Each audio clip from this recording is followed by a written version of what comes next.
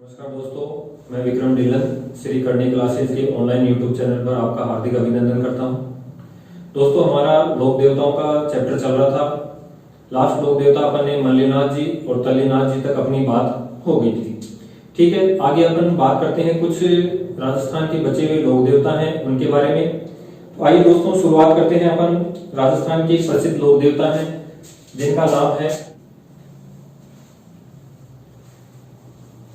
दोस्तों अपन बात कर रहे हैं राजस्थान के प्रसिद्ध लोक देवता कल्लाजी राठौड़। ठीक है, कल्लाजी के बारे में वैसे अपन इतिहास में भी आपने काफी सुन रखा होगा और लोक देवताओं में भी इनकी काफी चर्चा होती है। तो सबसे पहले अपन बात करते हैं इनके उपनाम। ठीक है, तो दोस्तों देखिए इनके उपनाम मोस्ट इंपोर्टेंट, काफी बार पूछा गया है कि 4 हाथ का लोक देवता। ठीक है दोस्तों, 4 हाथ का लोक देवता किसे कहा गया है? बहुत बार पूछा गया क्वेश्चन है आरपीएससी और अधीनस्थ बोर्ड द्वारा। तो कई बार ये क्वेश्चन पूछा गया है कि 4 हाथ का लोक देवता किसे कहा गया है। तो 4 हाथ का लोक देवता कहा जाता है कल्लाजी राठौड़ को। ठीक है, इसके अलावा दूसरा, इन्हें किसका अवतार माना गया है? तो इन्हें किसका अवतार माना गया है? शेष नाग का क्या माना गया है? अवतार माना गया है। ठीक है, आप इनका जब भी चित्र देखेंगे तो हमेशा शेष नाग के अंदर इनका चित्र बना हुआ आता है। तो इन्हें क्या माना गया है? शेष नाग का अवतार माना गया है। इन्हें क्या कहा जाता है? इन्हें बाल ब्रह्मचारी भी कहा जाता है। ठीक है दोस्तों, किस उपनाम से जाना जाता है? बाल ब्रह्मचारी के उपनाम से भी जाना जाता है। और साथ ही साथ इन्हें क्या कहा जाता है? योग का गुरु। ठीक है, योगी कमधन, यानी कि योग का भी इन्हें क्या था? ज्ञान था। ध्यान रखना दोस्तों, कल्लाजी राठौड़ 4 हाथ के लोक देवता, शेषनाग का अवतार, बाल ब्रह्मचारी और इन्हें योग का ज्ञान होने के कारण क्या कहा गया? योगी कमधन भी कहा गया। ये उनके उपनाम है जिनमें से अपने को 2 तो याद रखनी ही है। शेषनाग का अवतार किसे कहा गया है? कल्लाजी राठौड़ को। ठीक है, और 4 हाथों का लोक देवता, इसके पीछे कहानी है, उसके भी अपन आगे बात करेंगे कि क्यों इन्हें 4 हाथ का लोक देवता कहा गया है। ठीक है, आगे अपन बात करते हैं इनका जन्म। जन्म आप ध्यान रखना 1544 ईस्वी में एक गांव था। कौन सा? सामियाना। कौन सा गांव था?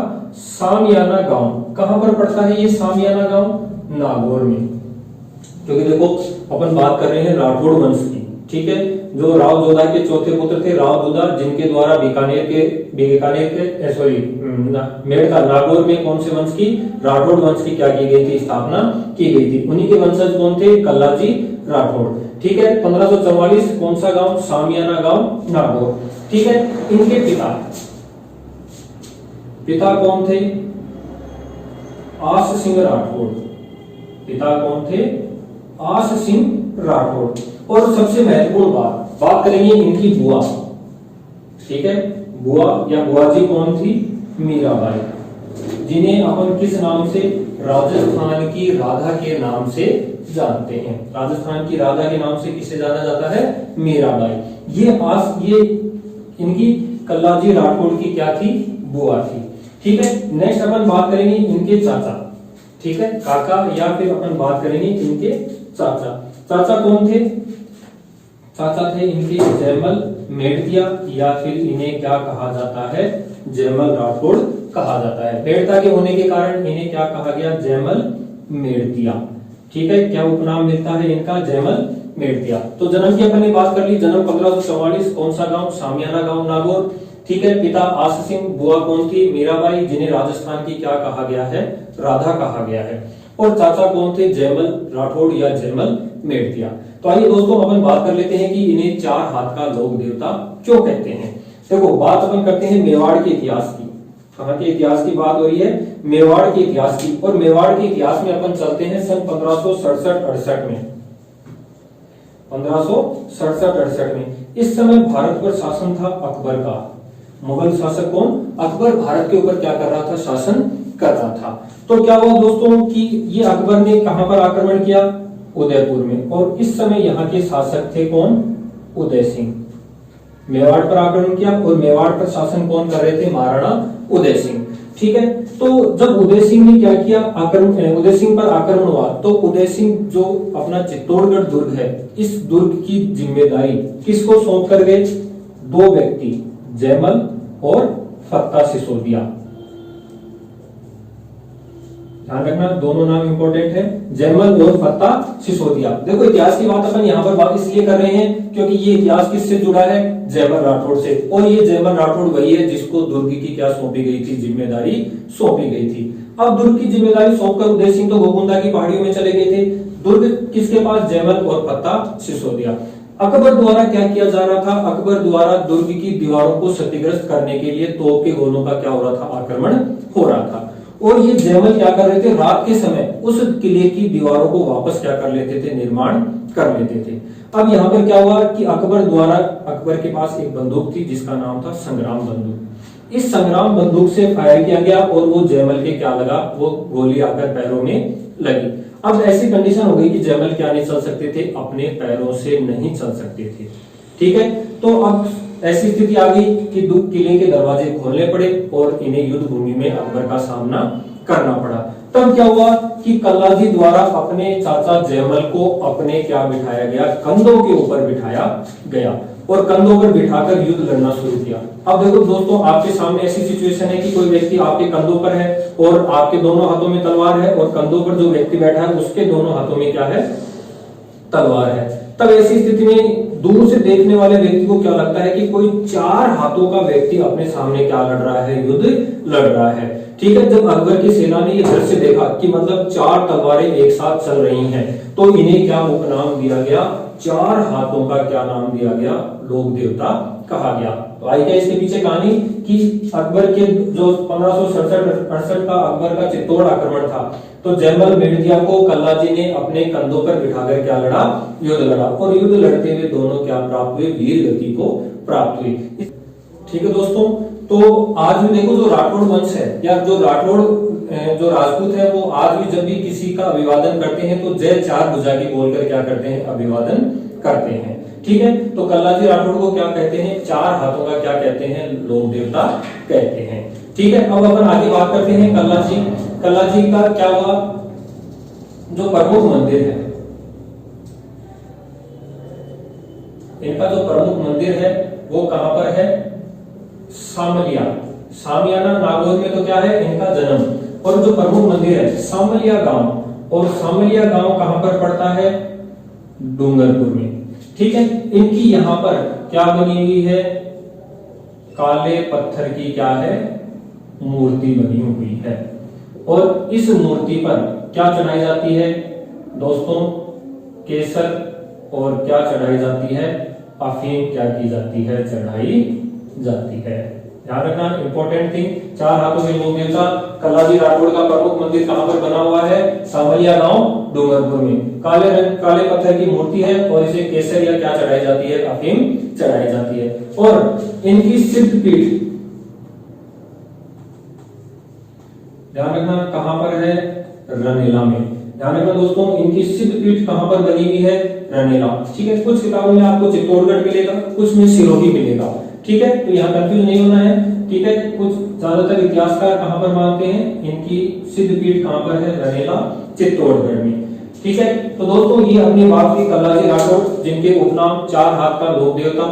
ठीक है, और इन्हें क्या कहा जाता है? शेषनाग का अवतार कहा जाता है। अपने चाचा जयमल को कंधों पर बिठाकर युद्ध लड़ा। ठीक है, और युद्ध लड़ते हुए वीर गति को क्या हुए? प्राप्त हुए। ठीक है, इनकी जो छतरी है उसका भी अपने को याद रखना है। छतरी कहां पर बनी हुई है? मोस्ट इंपोर्टेंट, कई बार पूछा गया क्वेश्चन है कि छतरी कहां पर बनी हुई है?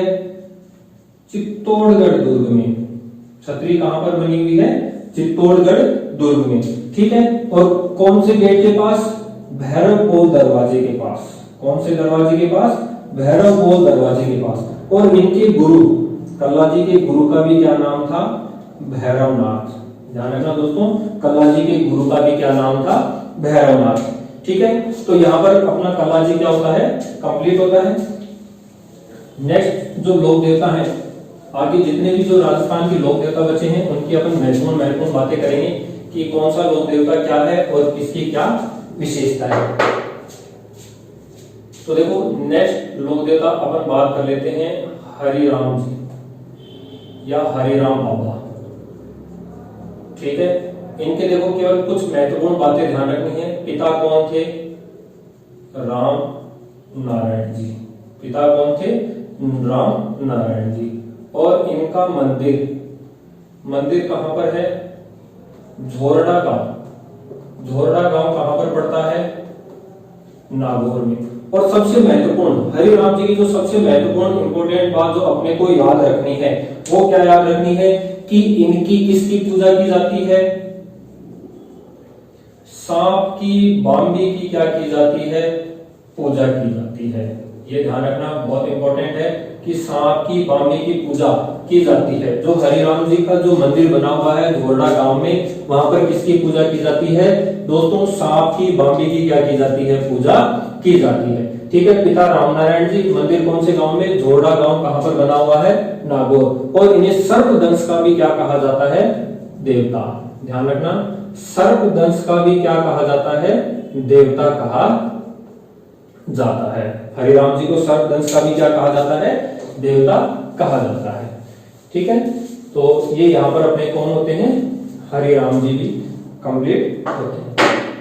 नेक्स्ट लोक देवता अपन बात करते हैं फत्ता जी।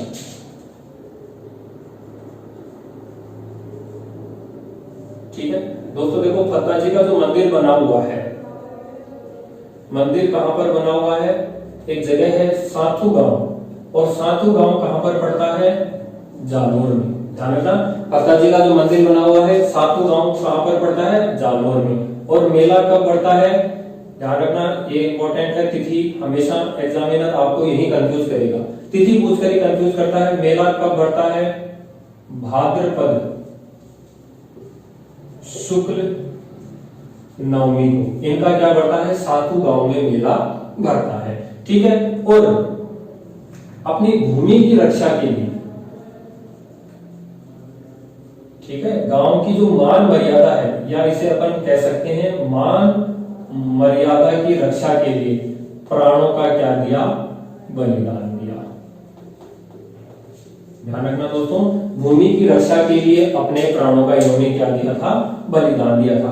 मंदिर कौन से गांव में बना हुआ है? साथू गांव जालोर में इनका क्या बना हुआ है? मंदिर बना हुआ है। दोस्तों ये राजस्थान के कुछ छोटे छोटे लोक देवता जिनके बारे में अपन केवल महत्वपूर्ण बातें ही याद रखनी है। ठीक है, इनके बारे में कोई विशेष नहीं है। ठीक है, नेक्स्ट अपन बात करते हैं पनराज जी। ठीक है, पनराज जी का देखो जन्म तो कहां पर हुआ? नगा गांव। नगा गांव कहां पर पड़ता है? जैसलमेर में। ठीक है, और केवल दो बातें याद रखनी है। मेला कहां पर बढ़ता है इनका? पनराजसर गांव। ठीक है, और ये पनराजसर गांव कहां पर है? जैसलमेर में। ठीक है, पनराज जी जन्म नगा गांव जैसलमेर, और मेला कहां पर बढ़ता है इनका? पनराजसर गांव जैसलमेर में। ठीक है, ये इतने से ही इनके बारे में केवल दो ही बातें याद रखनी है, जन्म नगा गांव जैसलमेर और मेला पनराजसर गांव जैसलमेर। ठीक है, नेक्स्ट अपन बात करते हैं एक प्रसिद्ध लोक देवता और है झुंझार जी। क्या नाम है? झुंझार जी। ठीक है, ये इनका एक थोड़ा सा ध्यान रखना, परिवार कौन सा था इनका? क्षत्रिय परिवार में क्या हुआ था? जन्म हुआ था। कौन से परिवार में जन्म हुआ था इनका? क्षत्रिय परिवार में इनका क्या हुआ था? जन्म हुआ था। नेक्स्ट अपन बात करते हैं किसकी? झुंझार जी की। झुंझार जी का जन्म कौन से गांव में? इमलोह गांव। इमलोह गांव कहां पर पड़ता है? सीकर। और इनकी जाति से क्या थी ये? राजपूत थे। ठीक है दोस्तों, झुंझार जी की बात हो रही है। जन्म इमलोह गांव, सीकर, और जाति से क्या थे? राजपूत। ठीक है, और इनकी जो मृत्यु हुई थी, मृत्यु कहां पर हुई थी? सयालदोड़ा गांव। ठीक है, और ये सयालदोड़ा गांव कहां पर पड़ता है दोस्तों? नीम का थाना। नीम का थाना सीकर में ये क्या पड़ता है? गांव पड़ता है। ठीक है, और प्रतिवर्ष इस सयालदोड़ा में रामनवमी कौन से दिन? रामनवमी के दिन इनका क्या पड़ता है? मेला पड़ता है। ध्यान रखना कि जन्म इंदौर गांव सीकर में हुआ था, जाति राजपूत हैं, मृत्यु सयागोड़ा गांव नीम का थाना सीकर में हुई थी, और रामनवमी के दिन इनका क्या पड़ता है? मेला पड़ता है। इस सयागोड़ा गांव में यहाँ पर क्या लगी हुई है? 5 मूर्तियां लगी हुई, जिनमें 3 तो क्या है? इनके झुंझार जी के क्या है? भाई है। ठीक है, एक किसकी मूर्ति है? दुल्हा, और एक किसकी मूर्ति है? दुल्हन की क्या बनी हुई है? मूर्ति बनी हुई है। ठीक है, तो ये अपने झुंझार जी भी यहाँ पर कंप्लीट हो जाते हैं। जन्म इमलोगा गांव सीकर, जाति राजपूत, मृत्यु सयागोड़ा गांव नीम का थाना सीकर में, रामनवमी के दिन मेला पड़ता है, 5 मूर्तियां लगी हुई है, 3 तो झुंझार जी के भाई हैं, एक दूल्हा है और एक क्या है? दुल्हन है। ठीक है, इसके अलावा देखो दोस्तों, एक आपने सुना होगा भूमिया जी। ठीक है, ज्यादा डिस्कशन नहीं करेंगे भूमिया जी के ऊपर कि भूमिया जी सभी को पता है भूमि के रक्षक क्या माने गए हैं? देवता माने गए हैं। प्रत्येक गांव में किसका मंदिर होता है? भूमिया जी का क्या होता है? मंदिर होता है। ठीक है, एक होते हैं खेतलाजी क्षेत्रपालक। क्षेत्रपालक जो लोक देवता हैं, ठीक है, इनकी भी क्या होती है? ये भी अपने क्षेत्र के रक्षक क्या कहलाते हैं? लोक देवता कहलाते हैं। ठीक है, एक लोक देवता की अपन बात कर लेते हैं, खेतलाजी। किसकी? खेतलाजी। तो इनके बारे में केवल 2 बातें। मंदिर तो कहां पर है? सोनाड़ा गांव, और कहां पर पड़ता है? पाली में। ठीक है, खेतलाजी का मंदिर कहां पर पड़ता है? सोनाड़ा गांव, पाली में। और यहाँ की जो सबसे बड़ी विशेषता है, हक लाने वाले बच्चों का क्या किया जाता है? यहाँ पर इलाज होता है। मोस्ट इंपोर्टेंट कि खेतलाजी का मंदिर कहां पर है? सोनाड़ा गांव, पाली में, और यहाँ पर हक लाने वाले बच्चों का क्या होता है? इलाज होता है। ठीक है, नेक्स्ट लोग तो अपन बात कर लेते हैं आलम जी। ठीक है, आलम जी का प्रमुख जो मंदिर है वो कहां पर बना हुआ है? धोरीमना, और धोरीमना कहां पर पड़ता है? बाड़मेर में। ठीक है, इंपॉर्टेंट चीजों की बात करेंगे, केवल ये छोटे छोटे लोग देता है। खेतलाजी, सोनाड़ा गांव, पाली, हकलाने वाले बच्चों का इलाज, आलम जी। ठीक है, मंदिर धोरीमना कहां पर है? बाड़मेर। और देखो इनके नाम से आलम जी का धोरा, ठीक है, ये भी कहां पर पड़ता है? बाड़मेर, आलम जी का धोरा। और ये किस लिए प्रसिद्ध है? घोड़ी प्रजनन केंद्र के रूप में।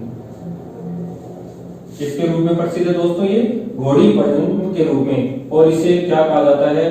घोड़ियों का तीर्थ स्थल भी कहा जाता है। ठीक है दोस्तों, ध्यान रखना, आलम जी मंदिर धोरीमना, बाड़मेर। आलम जी का धोरा क्यों प्रसिद्ध है? घोड़ी प्रजनन केंद्र के नाम से। इन्हीं के नाम से ये क्षेत्र का नाम है आलम जी का धोरा। ठीक है, रेत के अंदर क्या बनते हैं? धोरे।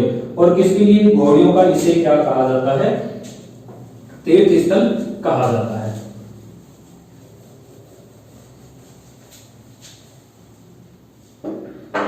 नेक्स्ट देखो दोस्तों, अपन बात करते हैं, एक तो डूंगर जी, एक क्या है? जवाहर जी। ठीक है, दोनों का रिश्ता क्या था? चाचा भतीजा।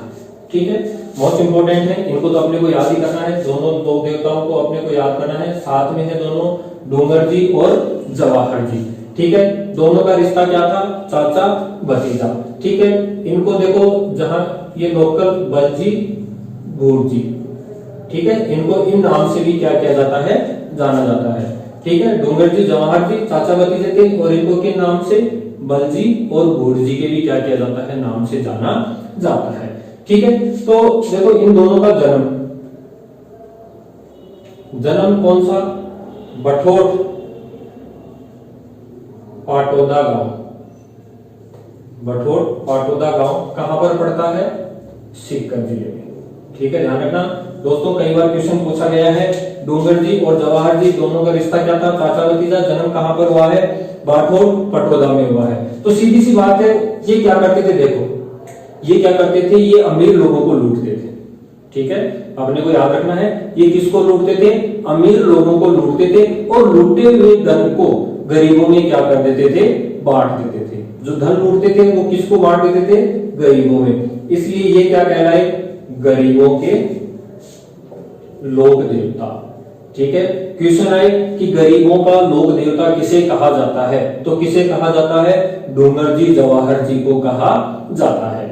ठीक है, और ये इनका एक और ध्यान रखना, ये कहां के प्रसिद्ध लोक देवता है, शेखावाटी। कौन से क्षेत्र के, शेखावाटी क्षेत्र के क्या है, प्रसिद्ध लोक देवता।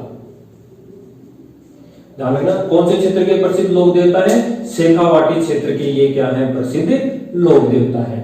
ठीक है, बड़ौदा गांव सीकर में जन्म हुआ है गरीबों के, क्योंकि अमीरों को लूट के पैसा किसमें बांटते थे, गरीबों में। शेखावाटी क्षेत्र यानी कि सीकर, झुंझुनू और चूरू, क्या है, सीकर, झुंझुनू और चूरू, ये तीनों क्षेत्र क्या कहलाते हैं, शेखावाटी क्षेत्र। तो इस क्षेत्र में ये क्या है, यहाँ के प्रसिद्ध लोक देवता है। तो देखो एक छोटी सी कहानी अपन इनकी बात कर लेते हैं कि एक बार क्या हुआ कि डूंगर जी को अंग्रेजों द्वारा क्या कर लिया गया, गिरफ्तार कर लिया गया।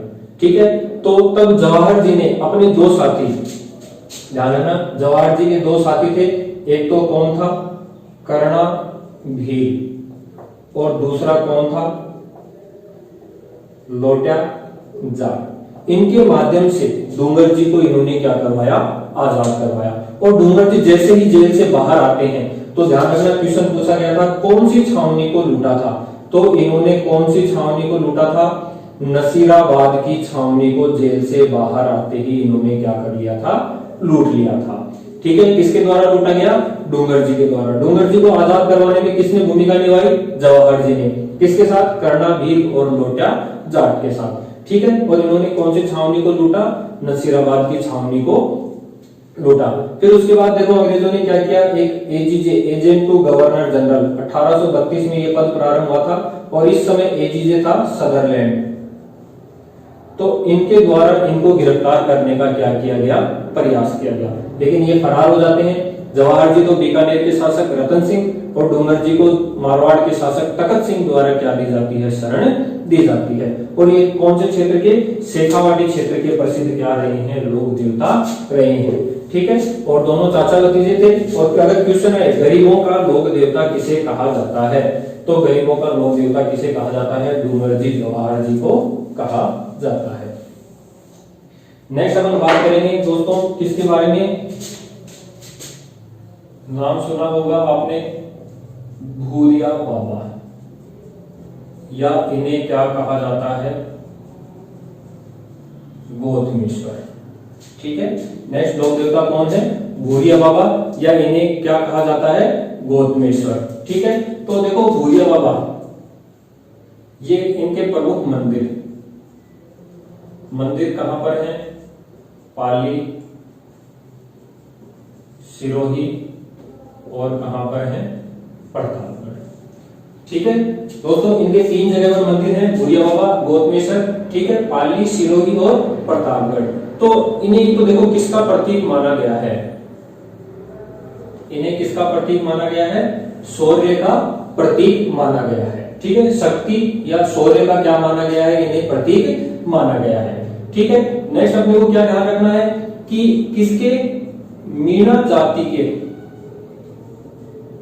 ये क्या है, इष्ट देवता है, जिनकी मीणा बहुत अत्यधिक मात्रा में क्या करते हैं, पूजा करते हैं। और सबसे महत्वपूर्ण कि क्या है, मीणा जाति इनकी क्या नहीं करती है, झूठी कसम नहीं खाती है। ठीक है, और दोस्तों मीणा कौन से, गोडवाड़ के मीणा। ठीक है, जो पाली और जो सिरोही वाला क्षेत्र है ये क्या कहलाता है, गोडवाड़ क्षेत्र कहलाता है। ठीक है, आइए बात समझ में। तो दोस्तों अपन बात कर रहे थे भूरिया बाबा, गौतमेश्वर, प्रमुख मंदिर पाली, सिरोही और प्रतापगढ़ में। ठीक है, इन्हें किसका प्रतीक माना गया है, शौर्य या शक्ति का प्रतीक माना गया है। और कौन सी जाति के, मीणा जाति की ये क्या है, इष्ट देवता है। मीणा जाति ध्यान रखना इनकी कभी भी क्या नहीं करती है, झूठी कसम नहीं खाती है। और ध्यान रखना मीणा भी कौन से, गोडवाड़ की मीणा। और गोडवाड़ का क्षेत्र कौन सा, जो पाली और सिरोही के आसपास का क्षेत्र है वो क्या कहलाता है, गोडवाड़ कहलाता है। तो दोस्तों इस प्रकार हमारे लोक देवता आज यहाँ पर क्या होते हैं, समाप्त होते हैं। अगर आपका कोई क्वेश्चन हो तो हमें उसको कमेंट करके बताएं, ठीक है। और अगर कोई चीज नहीं समझ में आई है तो भी हमें आप कमेंट के द्वारा उसको बता सकते हैं। वीडियो को अधिक से अधिक लाइक करें, शेयर करें, सब्सक्राइब करें। धन्यवाद।